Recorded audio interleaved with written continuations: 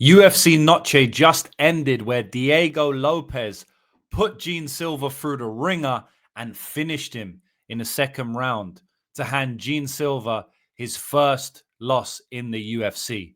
So let's talk about it. That was a good card, UFC Noche. Very much enjoyed that card, boys, and it was topped off by a crazy main event. And I'm lucky that I didn't bet on the main event, because one, I probably wouldn't have enjoyed it as much. And two, I probably wouldn't have bet on Diego Lopez, so I probably wouldn't have won money. I probably wouldn't have bet on Gene Silva. I probably would have bet the over 2.5 rounds if I was going to make an official pick. And obviously that didn't cash and it didn't look like a good bet either. So I'm glad that I didn't do that. But when you don't have a bet on it, you're able to watch the fights and enjoy them much more. Diego Lopez came out, man, and he came out like a bat out of hell. Took Gene Silva down straight away. I need to go back and rewatch what takedown that was because I want to know how he got him down. I think I was on my phone, and then when I looked up, he was already on top of him. He went to mount instantly, and that's not a great look for Gene Silva. I mean, the way Diego Lopez, and I know Diego Lopez is a great at jiu-jitsu, but the way Diego Lopez was able to just transition from position to the mount instantly and just dominate him for like 2 or 3 minutes, busted him up. I mean, the fight could have been stopped. The fight could have been stopped in round 1, genuinely, boys. I mean, I don't think it would have been a good stoppage, but it was a good stoppage. Like it could have been, you know what I mean? And man, Gene Silva did show some good stuff, some good heart, especially to come through that and to actually get up. He did end up getting up after about 2 or 3 minutes. And then he started to put the pause on Diego Lopez in round 2, man. Round 2, he started to catch him. I thought he was going to knock him out at one point. But Diego Lopez has a crazy chin. Crazy chin. He ate all the punches and he was able to land a spinning back elbow to finish Gene Silva. That was crazy, crazy fight, man. Very happy to watch that fight. We're lucky, man. We're lucky. And I'm the most lucky of them all, man, because I get to earn money watching my favorite sport. I'm forever grateful. I'm truly blessed that I can earn this amount of money, which is a considerable amount of money by most people's metrics, watching the UFC and watching MMA. Super happy about it. So let's talk about it, man. I got Tapology up here. You can scroll along with me. We'll speak about it together. Man, he knocked him out at 4:48 of round 2. Wow. So there was only 12 seconds left. There's only 12 seconds left before we hit round 3. And who knows what would have happened in round 3. Honestly, watching that fight, I felt like Gene Silva was making a bit of a comeback. Did you not think that as well? Did you not think in round 2, Gene Silva was starting to mount a comeback? Especially when, Diego Lopez has already beat the hell out of him. So you was thinking maybe Diego Lopez is slowing down a little bit here. But man, Diego Lopez is coming off a war with Alexander Volkanovski, a 48-47 fight where he won 2 rounds with big moments. Like, he was being massively, massively underrated here. And another talking point is the fighting nerds. The fighting nerds have now lost 3 on the trot. They lost. Gene Silva has lost. Mauricio Ruffi has lost.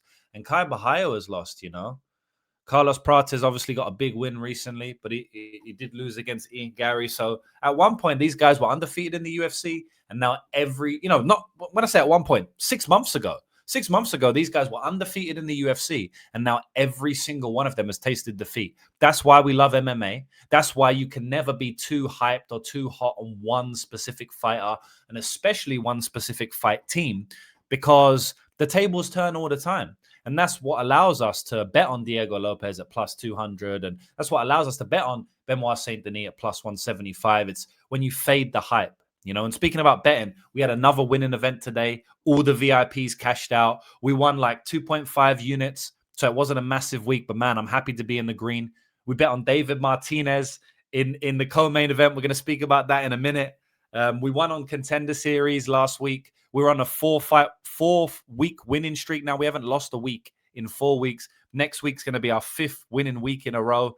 And we're up over 125 units of profit in 2025, which are not normal numbers. They're not normal numbers. So David Martinez, another bet we had. We bet him as an underdog. He closed that pick'em.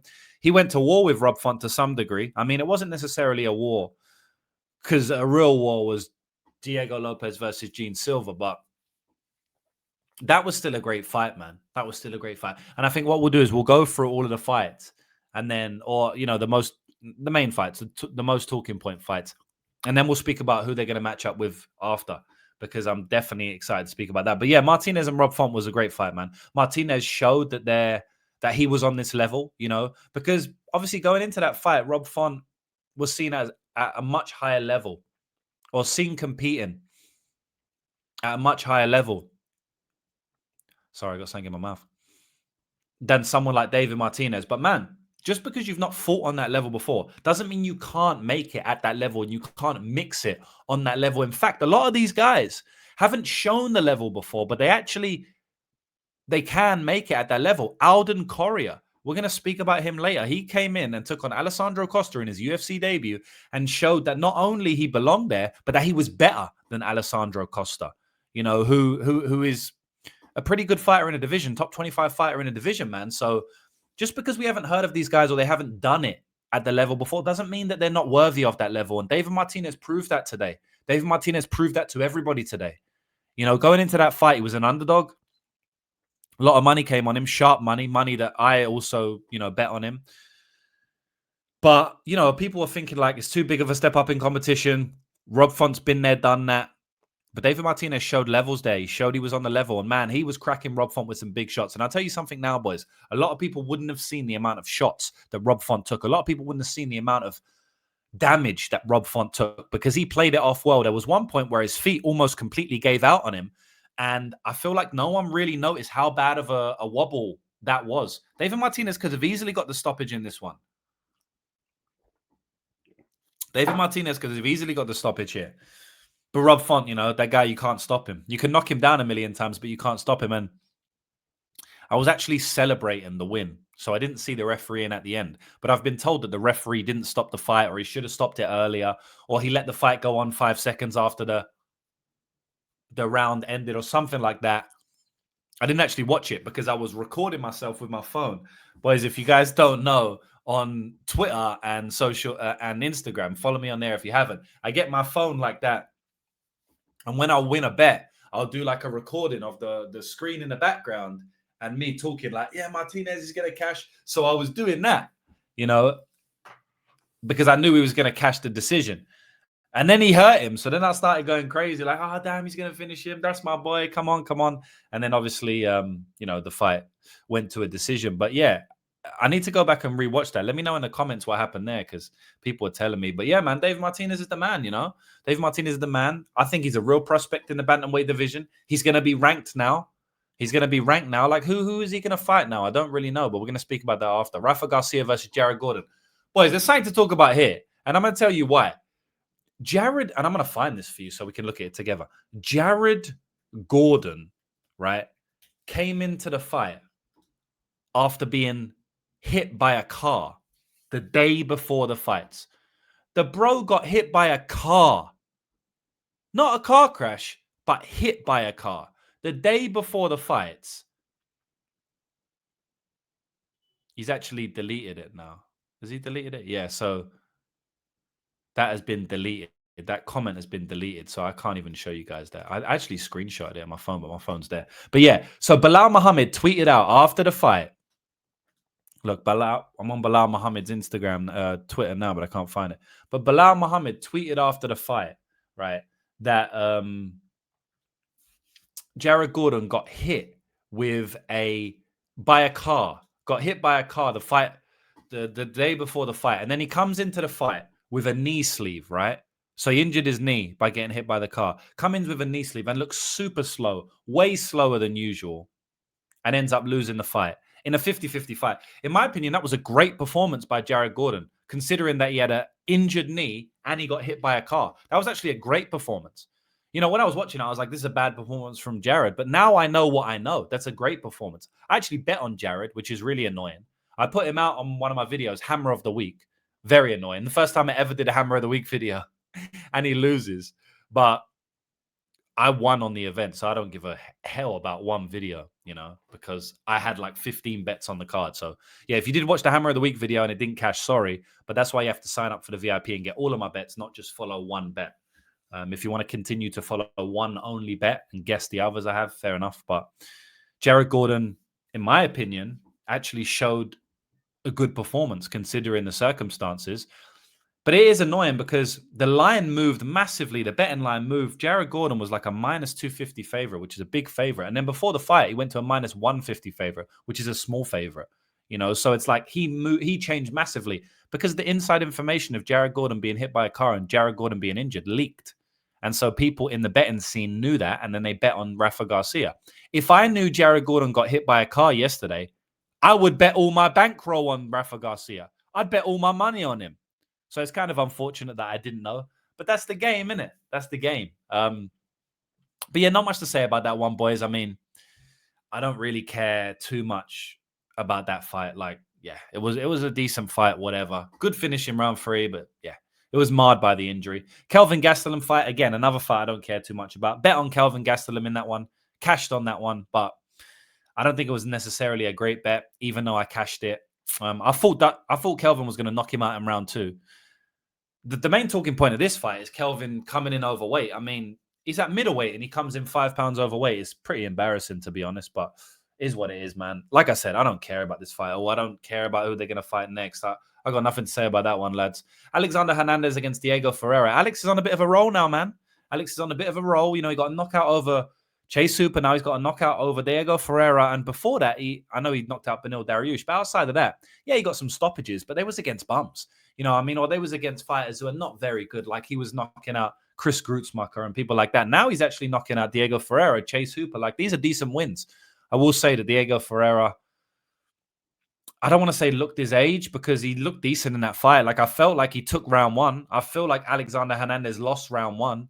And he was actually not on his way to losing round 2, which is surprising because usually Hernandez starts early, starts fast, starts well early, and then guesses out in round 2 and round 3. But it was the other way around. Ferreira started well early, and then in round 2, Alex just landed the kill shot, But even before the kill shot in round 2, Alex was piecing him up. Alex was getting his distance. Alex was getting his timing. Alex rocked him a couple of times before that. Not with big shots, but he did rock him. Alex also landed some good leg kicks, etc., etc. So, man, honestly, like Alex was kind of taking over that fight, and then he landed a knockout. Who knows what would have happened? At the end of the day, there was still 7-8 minutes left. I'm kind of expecting that if that fight continued, Ferreira would have then got a second wind at some point and come forward. I don't think Alex would have just kept on, winning the fight from round 2 and round 3. I'm pretty sure he would have had some sweaty moments. Ferreira would have got a second win, but we never know because Alex knocked him out. So shout out to Alex. He's on a bit of a resurgence there. He's moved camps. He's with Brandon Royval now. He seems to have found his feet, found himself. But I will still look to be betting against Alexander Hernandez. I didn't in that one. I was going to bet on Diego Ferreira. I didn't because I thought that Diego Ferreira was old. I sprinkled some small money on Diego Ferreira's long shot props to win in round 2 and round 3. But as a proper play, I was going to bet on Diego Ferreira, but I was like, this guy's 41, 40 years old. He's coming off a bad performance against Grant Dawson. I don't want to play him here. So I was glad I didn't do that. Santiago Luna. This is one I do want to talk about, boys. Well, let's speak about Alexander Hernandez's next fight. Actually, I'm going to do that at the end. Santiago Luna. Let me tell you something about Santiago Luna. Santiago Munez. Do you remember that guy? Any real ball knowers out there know Santiago Munez? If you guys know who Santiago Munez is, don't F around. Let me know in the comments because I'm going to personally check that and reply to you because you're a G. I'm not going to give out any hints, but Santiago Munez. But anyway, boys, that was a nostalgic throwback. That's kind of a hint. Santiago Luna, bro, he knocked the hell out of Quang Li. Quang Li is no more. Quang Li is Quang Gongski because he gone on that hand, bro. Honestly, I bet on Santiago Luna in this fight. And the fight kind of went exactly how I thought it would go. It really did. I thought that Santiago would get caught with something early because I do tape study. I do my research. I know that Santiago was caught multiple times on the regional scene and he doesn't have good, what would you call it? He doesn't have good, I'm going to show you this tab as well. He doesn't have good striking defense. He's only 21 years old. He has poor striking defense. Boys, do you reckon I can play this interview or I'm going to get in trouble? I don't think the UFC would stop the interview, right? I reckon we can watch it. Can you...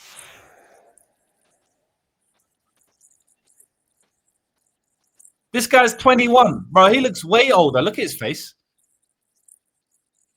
And his voice is deep as fuck. He don't sound like 21 at all, does he?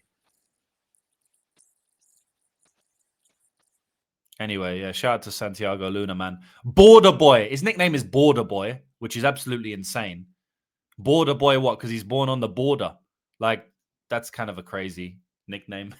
What? Because he came over the border? His family came over the border? Maybe. I mean, he's got the nickname. Don't shout at me. But yeah, Santiago Luna knocked him out. What I was saying, boys, I bet on Santiago Luna. I thought they would get cracked early because he has bad striking defense. He's hittable, but I know that he has crazy power in his hand. Go and watch that Desmond fight, the last fight before he got into the UFC. He cracks Desmond with a crazy shot. It doesn't look like he should knock him out, but he knocked him out. And he's done that on the regional scene a couple of times, like hurting guys. So I knew he had good power, and Quang Li has been iced before. Zhong Lao did it in the UFC in round 3. So I thought that would happen. As soon as Santiago Luna got hit, I said right there live, while I was watching in my front room, I said to my friend, watch, I guarantee Santiago knocks him out now. I literally said that when he got knocked down or hurt. I don't think Santiago actually got knocked down. He just got hurt. Just like what happened in his last amateur fight. He got hurt, but he didn't get knocked down. But anyway, man, that was a great performance by Santiago Luna. He's a prospect. He's a prospect to watch. Santiago Luna is a prospect to watch. Let me tell you something now, boys. I'm going to go and show you his topology. This guy's a legit fighter. Santiago Luna, 7-0, border boy, undefeated in MMA, both amateur and professional, only 21 years old, born in 2004, fighting out of Tijuana. Just knocked out Quang Li in his UFC debut as a 21-year-old, knocked out Desmond Manabat, submitted Badayev in round 3 in a grueling fight, KO, rear naked choke. I mean, all of his wins are inside the distance. Every single win in his entire career, amateur and pro, except for one amateur fight, he won inside the distance. He is 7-0 with 7 finishes. He not only can get you with rear naked chokes, as we can see here in his first 3 fights, he can also get you with knockouts. So this guy is a legit prospect, and we need to look out for Santiago Luna. Thank you for cashing me the bet. Thank you for cashing my VIP the bet. And we move on. We'll speak about who he should get next, because after beating Quang Li, you're not going to have an easy fight. Quang Li's not an easy fight, man. I'll tell you that now. He's a veteran. Anyway, we got Dusko Todorovic, took down Jose Medina and smashed him.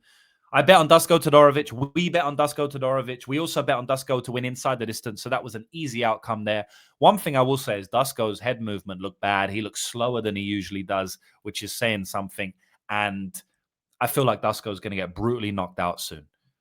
I don't know if they're going to give him someone to where he's going to get brutally knocked out, but he looks so young there, man. He looks way older now. Look how lean he looks. Like, he looks way fatter now. But yeah, I think he's going to get iced by someone soon. I don't know how Zach Reese didn't knock him out. Obviously, Mansour did. Christian Leroy. Like, he hasn't been... I mean, outside of the Malik fight, he ain't been knocked out in a while, man. And that Malik fight was weird. It wasn't like a proper knockout. It was like, you know, ground and pound and stuff. But... yeah, I honestly feel like Dusko Todorovic is, you know, a knockout waiting to happen. I mean, it's already happened, but I feel like it's going to happen again. Medina was coming scaringly close on a couple of those shots. And like I said, I bet on Dusko, and I bet on Dusko to finish him. And me, with a bet on him, was worried multiple times. I was like, damn, Medina's swinging and he's coming close, man. And Dusko is not moving his head, and he's trying to move his head, but he's so slow. So, yeah, shout out to Dusko. I mean, there was levels on the mat. You know, there was levels on the mat here, but I wasn't confident while I was watching it, to be honest. And he was a big favorite. Biggest favorite on the card. Next fight was Claudio Puelles versus Joaquim Silva. So Puelles lost via split decision. I bet on Puelles here. You know, so boys, I'm going to tell you all my bets, like win and loss. I don't hide anything. I'm a professional bettor. I've been betting for over 10 years on MMA and more than 15 years in general. I'm not a newbie. I'm not here to show my ego and hide my losses and highlight my wins. Now, I'm going to tell you the reality of sports betting. You win some, you lose some. And I lost here. Not on the event. I won. I was in profit on the event, so I don't care about losses. But on this fight, I lost. I bet on Claudio Puelles because I thought he had the grappling upside. He won the first 8 minutes easily, clean. It wasn't close. There was no close moments in 8 minutes. Like, he dominated. And then he slowed down. And round 2 was like some dodginess. I can't even remember what happened. He got hit a little bit, and then Neto BJJ jumped that guillotine. Round 3 he was clearly winning. Round 3 was winning up until the last moment. Round 3, he rocked Joaquim Silva. I thought he might get a knockout, but he had no gas to push it. And then in round 3, in the last strike of the fight, the very last strike, Silva lands a knockdown blow. So annoying. Literally, the fight was guaranteed to Puelles with 10 seconds left. 10 seconds left in the fight, and Puelles was a guaranteed winner. And then he gets hit with a shot and gets hurt. In the same round that he also hurt Silva, and he loses it via split decision. He still won it on one judge's scorecard. Like, that was frustrating as an MMA bettor. Speaking about frustrating as an MMA bettor, I played the biggest underdog on the entire card. It wasn't Medina, by the way. It was Amanda Lemos. The biggest underdog on the entire card. I bet on Amanda Lemos and Amanda Lemos via decision. The biggest underdog on the card at plus 370 and also decision at plus 800 odds. Crazy odds, boys. Honestly, one of the best bets in 2025 that didn't cash. One of my best bets that didn't get over the line, that didn't cash, because you don't always cash good bets. And sometimes you cash bad bets. So it's not all about if it's a good bet or bad bet. I mean, the good bet and bad bet has almost no correlation to whether the bet won or lost, because we don't know what the judges are going to do. We don't know what the lines are. The only way to judge a good bet and a bad bet is what the line was, what the odds were, and how the bet looked. Amanda Lemos was the biggest underdog on the card. And that was a 50-50 fight if I've ever seen one. I was very frustrated at the end of the fight that Amanda Lemos didn't get her hand raised. It was 29-28 unanimous. I thought Lemos could have won that fight easily. Round 1 could have been given to Lemos easily. She landed the only significant strikes of the entire round, which was multiple body kicks. And she only got controlled for 40 seconds at the end of the round with a takedown, where Tatiana Suarez did no damage with the takedown. But also, she did no strikes or damage for the entire 4.5 minutes before the takedown as well. So, I mean, that was easy round to score for Lemos. I think it was a very close round, but like, you easily could have given it to Lemos. And then round 3, she clearly won. All 3 judges give her it. And not only did she win round 3, but that was the clearest round of the entire fight. So she had the clearest round of the entire fight. And you could have gave her the scorecard, but she unfortunately lost. Tatiana Suarez is washed. I'm sorry, boys. Tatiana Suarez is washed. Like, we can clearly see that. This was the ultimate fade spot, man. The biggest favorite on the card. She was washed, but she gets by with a unanimous decision, 29-28, all 3 scorecards. Very, very frustrating as an MMA bettor. Looking at it as a fan, kind of boring fight. Played out basically exactly like I thought.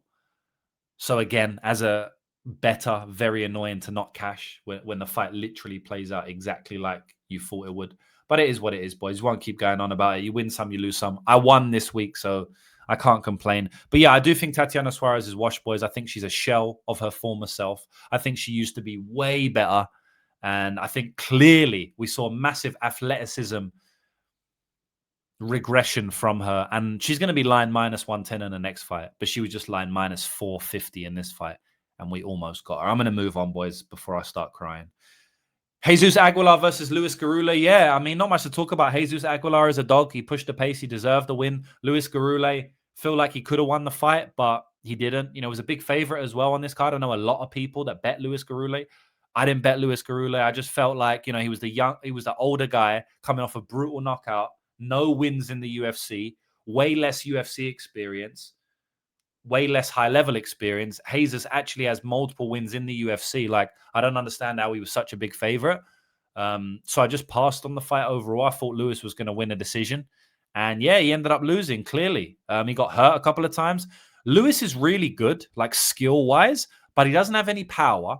He's not really a threat to finish a fight. He doesn't have great jiu-jitsu. So, and he's got a bit of a bad chin, man. So, like, he's not really got a great game for winning UFC fights, but he's actually very skilled at MMA, if you understand what I mean. Boys, being skilled at MMA is not the cheat code to win the fight. That's not how it goes. The way to win a fight is being effective at MMA. Alex Pereira is not that skilled at MMA. He's just extremely effective as an MMA striker. Right? He's got no wrestling, no takedowns, decent takedown defense, but only recently has become good. On his first run, it was terrible. Adesanya got him down, mauled him on the ground, took his back, right? Israel Adesanya. Alex Pereira doesn't have like a great chin. He has no jiu-jitsu threat at all. Like, he doesn't have a great game. He's not so skilled at MMA. But, man, he's just effective at winning MMA fights. So, a lot of times it's about being effective, boys. What else we got here? Zach Reese versus Cedric Dumas. Man, I got nothing to say about this one. Like, I don't want to spend time on this one. Cedric Dumas has mental issues, in my opinion. I mean, the guy's been arrested like 25, 30 times. He needs to sort himself out badly. He said he couldn't get up. He got stretchered out from an upshot. Look, at the end of the day, I'm not here to say someone faked it or someone didn't fake it, because I wasn't in there and I didn't take the shot. So I don't know, right? But what I do know is, like, I don't think Dumas is going to have much of a job. Let's watch this Cedric Dumas. Let's watch this Cedric. Is this Cedric Dumas? Yeah, this is. Let's watch this together, boys, and we can judge if he faked it or not. I don't think he faked it. Bang! Woo! That was a bad one, boys. That was a bad one. We'll watch that one again.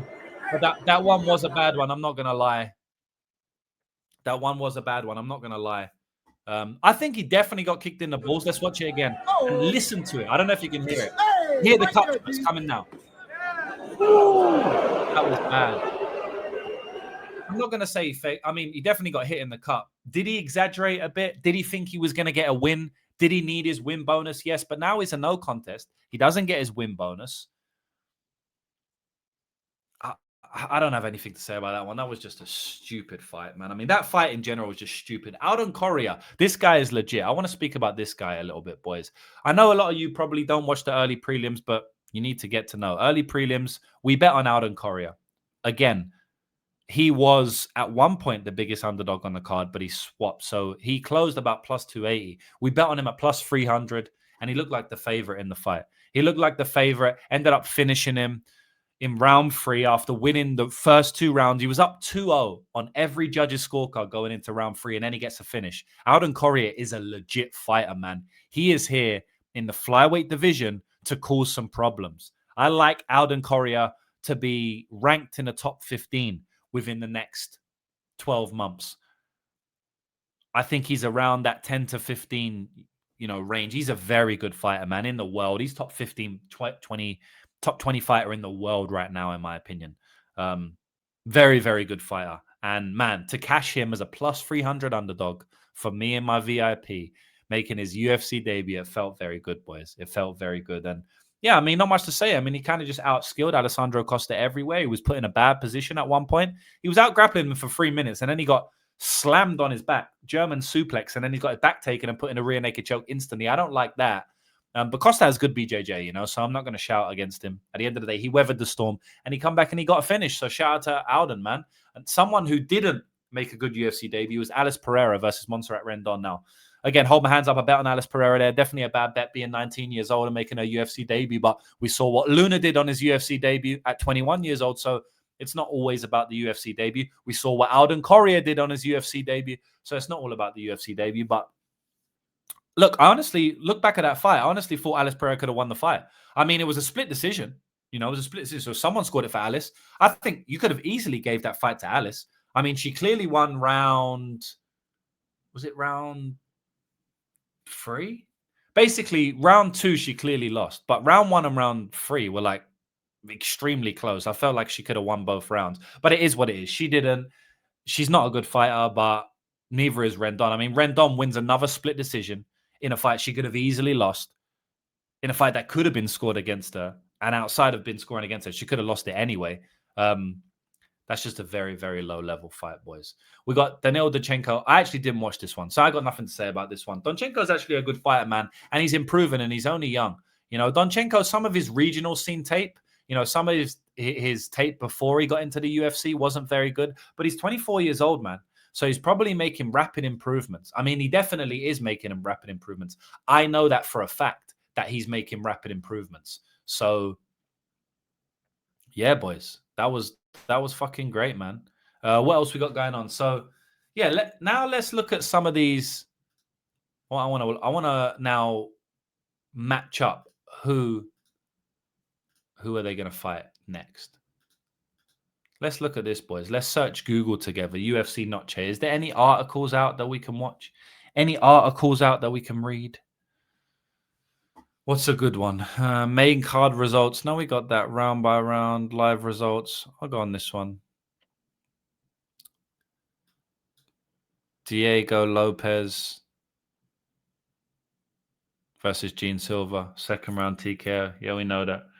MVP offers to fight Carlos Prates at UFC Rio next.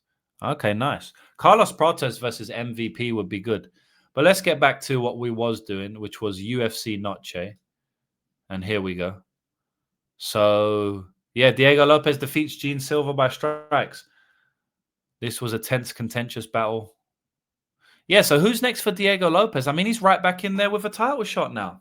He's right back in there in line for a title shot. Let's search up the UFC rankings and see who. Let's try and matchmake. Diego Lopez. I shouldn't have wrote that. UFC rankings.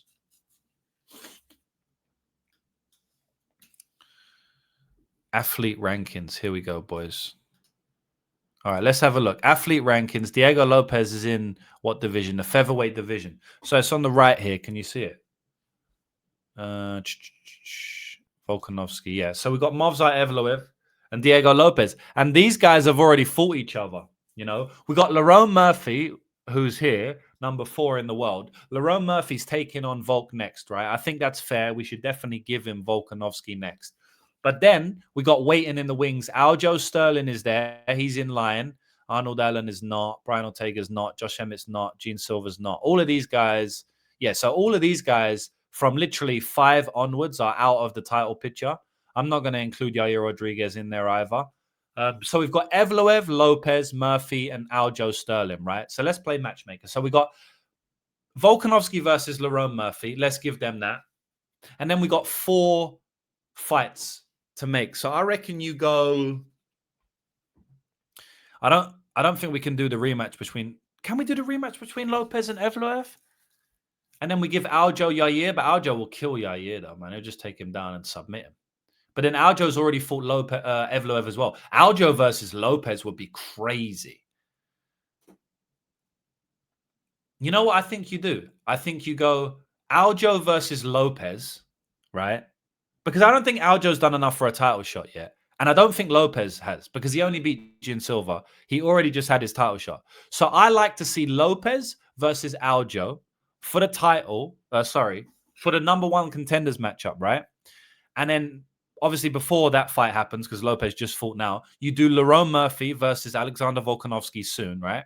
And then we've only got Evloev and Yair Rodriguez waiting in line. But I honestly don't think Yair Rodriguez has done anything to get a title shot. So I would match Yair Rodriguez up with someone down here and give that Yusuf Zalal, right? You give Yusuf Zalal Yair Rodriguez. That's a fucking fight because Zalal has earned not a title shot, but he's earned a shot at the higher in the division. So I think you give either Steve Garcia or Yusuf Zalal the chance to fight Yair Rodriguez, right, to become a new contender.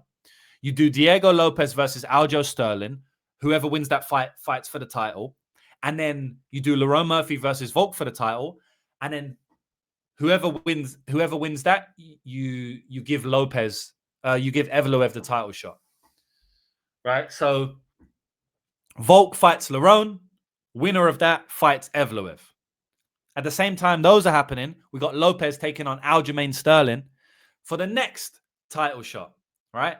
And then that's it. Outside of that, we got Yair taking on someone from in the top 15. I'm a matchmaker, boys. Come on. Don't play with me. Call me up, Dana White. I'm the matchmaker. Joking, man. I don't want to be a matchmaker. It's too stressful, man. Speaking of stressful, betting on MMA is extremely stressful, but not when you're cashing tickets like us. Boys, if you want to sign up for my VIP, start cashing with the team every single week. Cashed over 125 units, which is not normal profit. I'm not just a YouTube predictor, boys. I'm a professional sports bettor. So before I started making content, I was making money from betting on MMA, real money as well. And everything is documented and tracked throughout my entire social media history. I was making $50,000 bets when I had 100 followers. You know, I had 0 followers. Now I have 40,000 across all my social medias.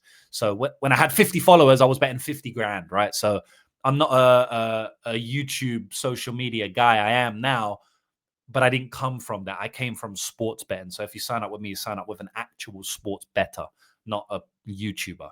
So yeah, the link is in the bio for that, boys. Sublaunch.com/lucrative MMA.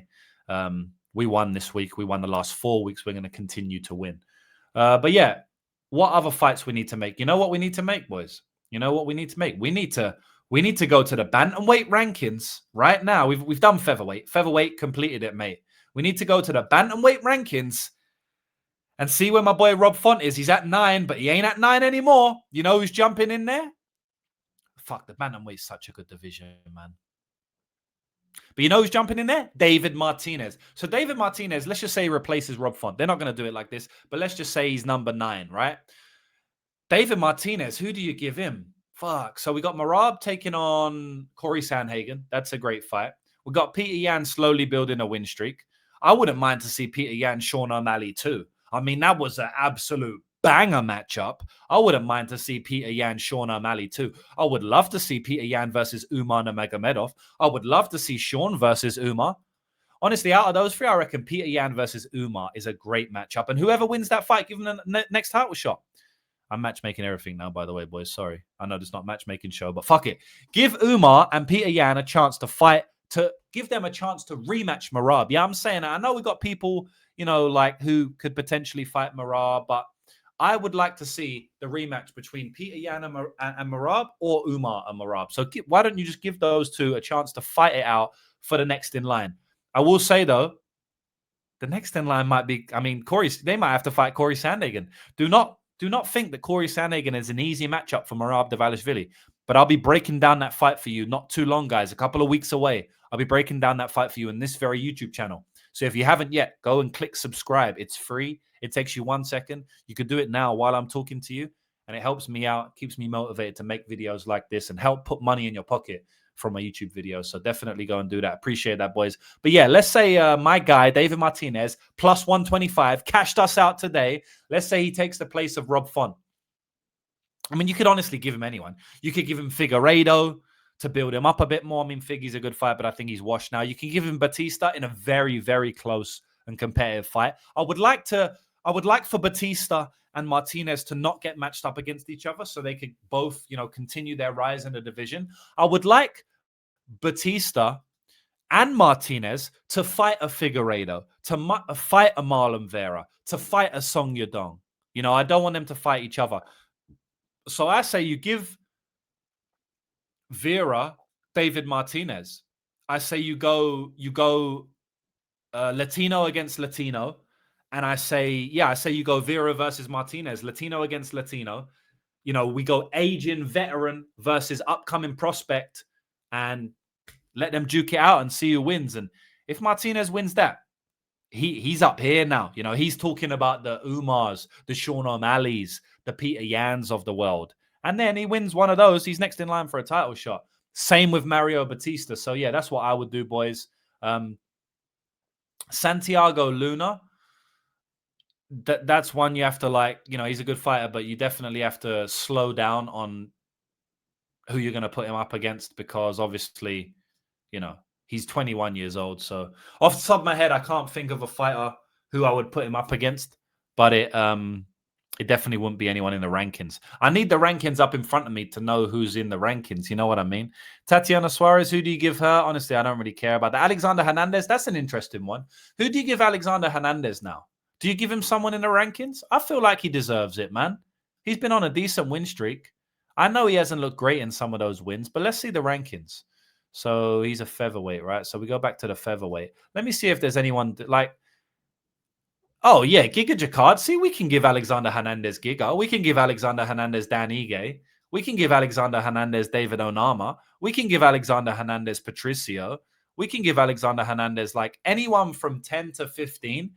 Alexander Hernandez deserves that shot now. I'll bring the 10 to 15 up from you. So forget Gene Silver, he just fought. So we got Patricio Pitbull, Steve Garcia, David Onama, Dan Ige, and Giga Jacquard. There's no reason any one of these guys should be in the rankings and Alexander Hernandez shouldn't be or shouldn't get the chance to be, right? Like, who's saying that Alex can't beat Giga? Why not? He could beat Giga. He could take him down. Why not? Who's saying Alex can't beat Patricio? He could. I'm not saying he would, but it's not impossible, you know? Alex could have a competitive fight with Ige. I feel like Ige's power advantage would show there, but, you know, Ige's not getting any younger. I honestly feel like Alexander Hernandez deserves one of these fights. I would give him Giga just because that's like a fight that I think he would win. I would actually pick him against Giga, and it would get him into the rankings. But yeah, that's really it, boys. We've done it today. I appreciate you watching. Anything else we need to do? Anything else we need to do? Not too much else we need to do, honestly, boys. The only thing I'll say is, like, link in the bio if you want to sign up to me. We're up 125 units. 125 units this year. Crazy, crazy year, boys. And we're going to continue to do it. We're going to continue to press on. And I'll be back in a couple of days with another video breaking down the next UFC card. It's an off week this week, right? The week coming up is an off week. But guess what? It's not an off week for me or you. Stay tuned to this YouTube channel. I'm going to have videos dropping almost every day. Love, peace, prosperity. Let's keep on cashing. Elite Zone, stay winning. And that's it, boys. Peace out.